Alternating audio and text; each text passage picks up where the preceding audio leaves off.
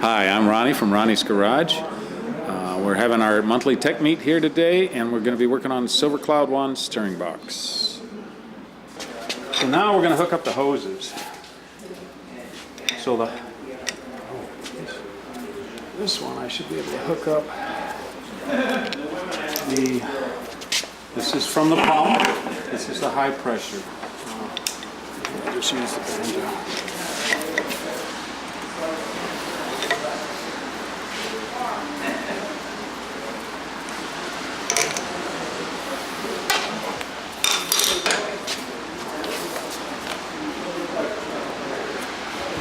So what you're doing to this assembled one is what you're going to do when you put that one together to do it, but for the sake of time, we're doing this, not that. So what I found in that when I took it apart, there was no real smoking guns, aside from some like black, flat rubber feeling things in the valve. And my take is on it, presupposing when I put it back together it's going to balance out, was that the hoses going to the rams on that car, the inside's coming apart. Okay, which is something you got to think about. So I've already talked to them and told them that. In the shop, I forget where they're at. I think they're up in Lodi area.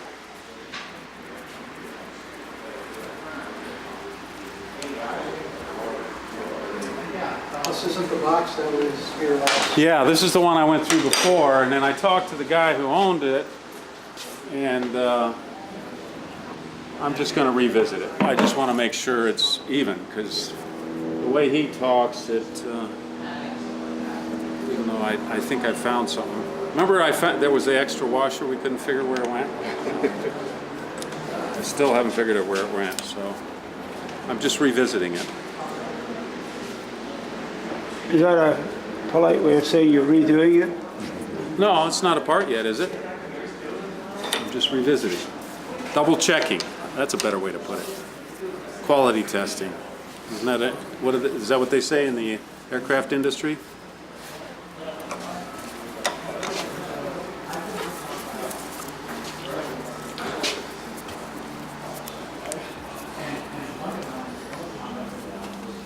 Did I put 2 O-rings in there?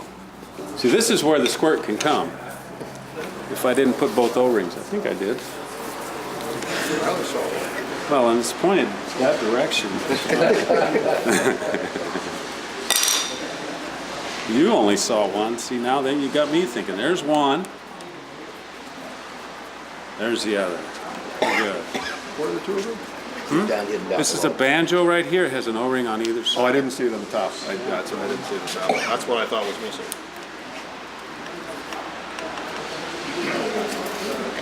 It's for your protection, babe. Thanks, everybody, for coming down.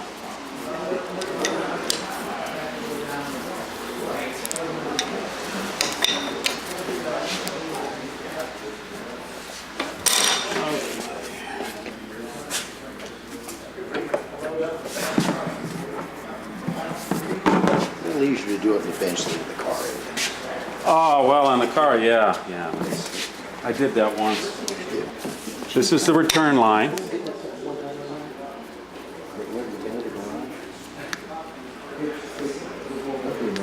Pinned against the wall. Pinned against the wall. And Nora had to come out.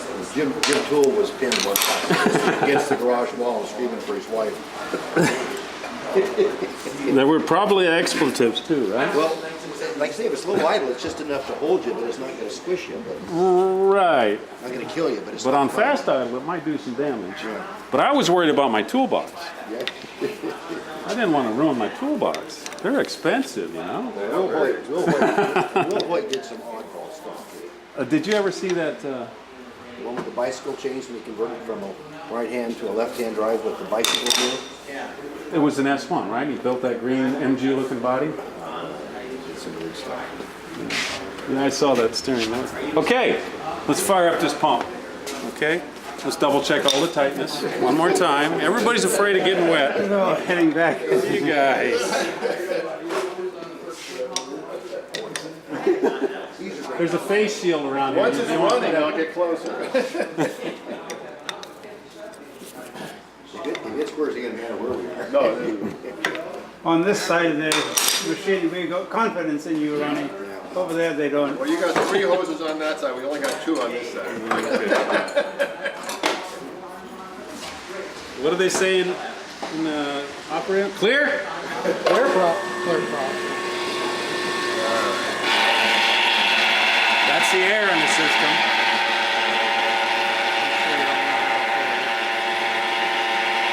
Now there's already a problem.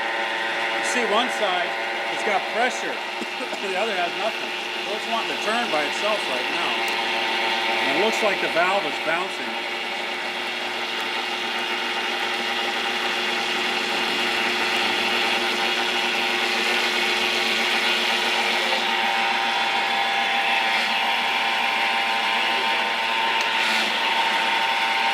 Yeah, see, it's walking back and forth. Something's walking back and forth.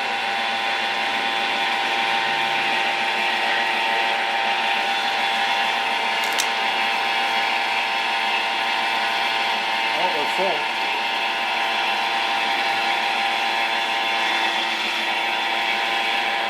So now it's, okay, so the way I can tell how much pressure it's taking to turn the thing, sorry about the noise, guys, because I got this. Does it always do that? It quietens down after a while. It's just circulating around. Air in there. Okay. Is what I do, it's going to be hard to see, is I go to a certain pressure reading on it. Let's say I'll go to 200 pounds.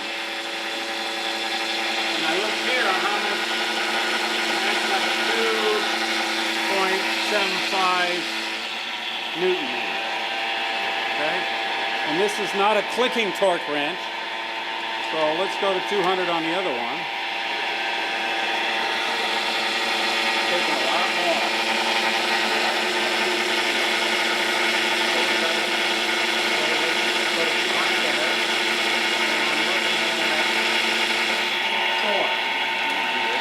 Let's go to 200.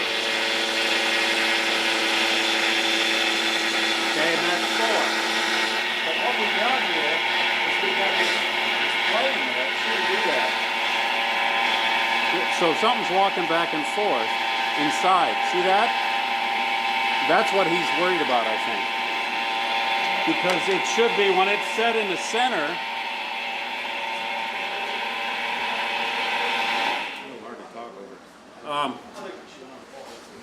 So when it's right, what it should be is you might read some pressure here, not too much. It's making a mess there, isn't it? But neither one of these, both of the 2 directions should be at 0. And then as soon as you just barely start to move it in either direction, then you should get your reading. This one, it's walking back and forth in somewhere. So this gearbox came in from a customer, or this is one you're... This one came in from another shop, This friend is of mine. that's leaking and he couldn't fix it. No, that's the leaker. That's the leaker. But it also has the direction problem. This one, he took apart himself, and it doesn't work right. So he said you drive it down the road, and it kind of...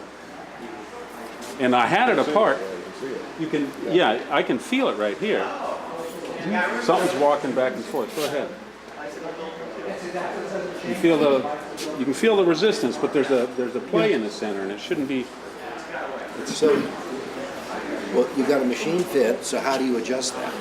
Well, what you have here on this valving here, that valve moves in and out. You've got these spring-loaded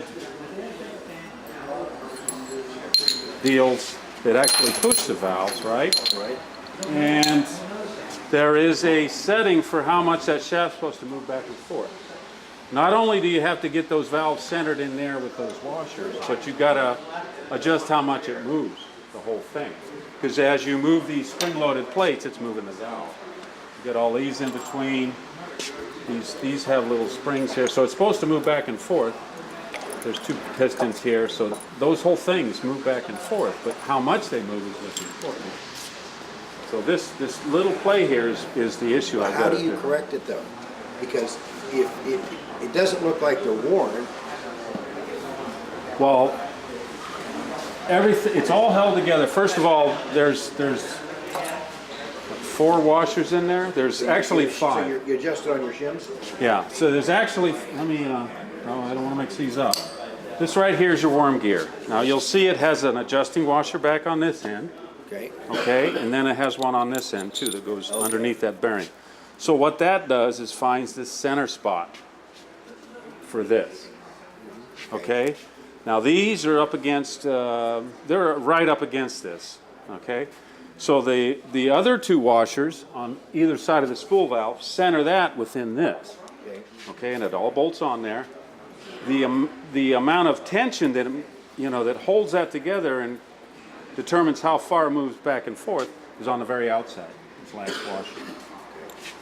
So you're gonna adjust your thrust basically? I'm gonna put some thicker washers on this one Gotcha. until I get it to where I don't have that play in it, and then I'll retest it. And you're gonna assume that all the valves and everything's not wearing in there, you're fine? Yeah, I'm gonna assume that, right.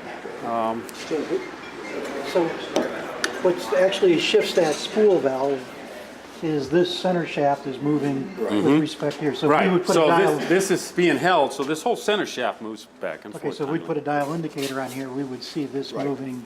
See, now in- that's thinking. Yeah. That'll get you, you have to compensate for that, and that's where the wear is, okay. Now, before I built this thing, the way I'd get this thing centered was really archaic, but I'd have it in the solvent tank. I'd have solvent run it in it, right? And I'd get it in the middle so it would come right back out the return instead of the directions. And then I'd use a depth gauge and make a block and then move it back and forth, try to guesstimate that. But this last washer here is really critical on these steering boxes. Because on how much, see, I'm thinking this is moving way too much. That's why we're getting that sitting on one side, and so I've got to tighten it up so it only moves less, or it moves less. You can feel that slack in there, right? And on the center spot, which is where it should be right now, they should have no slack whatsoever. It should almost be a little bit tight. That's how steering boxes like to be adjusted. Center, they want to be a little bit tight. But not so tight as when you go around the corner, it doesn't want to return.